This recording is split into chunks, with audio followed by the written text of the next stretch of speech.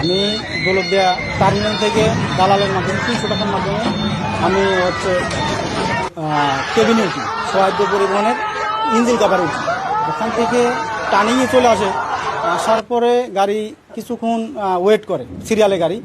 এখানে 0 পয়েন্টে কিছু পুলিশ আছে, এরা নিয়ন্ত্রণ করে। তা ওখানে 10 মিনিট থাকার পরে গাড়ি 3 নম্বর ফেরিঘাটার দিক ওরা আত্মি করে। করার পরে আমি দেখতেছি, সব দেখছি। তারপরে ড্রাইভার নিয়ে গেল গাড়ির। আমাদের আগে কিছু গাড়ি ছিল, ছোট গাড়ি, এবং 2-3টে বাস ছিল।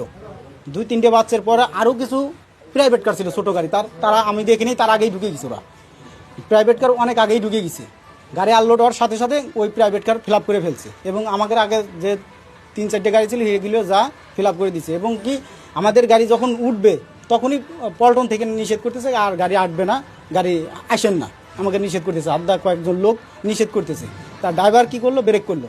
ডাল অবস্থা, একদম ডাল। মানে গাড়ি যদি একবার স্লিপ হয় তার ডাইরেক্ট পল্টন পানিতে যা হওয়ার কথা ছিল এটাই হয়েছে।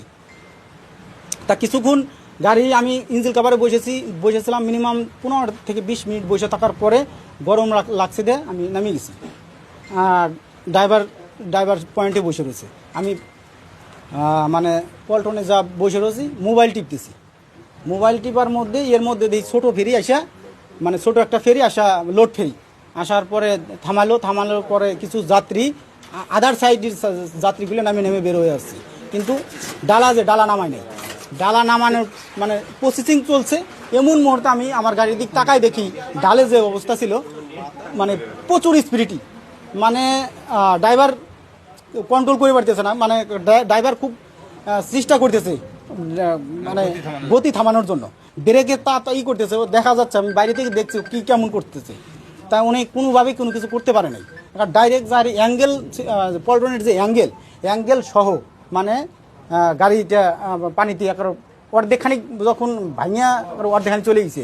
মানে পাতি যা ছিল, পাতি ভেঙে গেছে গাড়ির পাতি ভাঙিয়া অর্ধেক যাওয়ার পরে গাড়িটা আস্তে করে মানে বা ডাইন সাইডে কয়েক সেকেন্ডের ভিতরে গাড়িটা উল্টেও একটা নিচে চলে গেছে।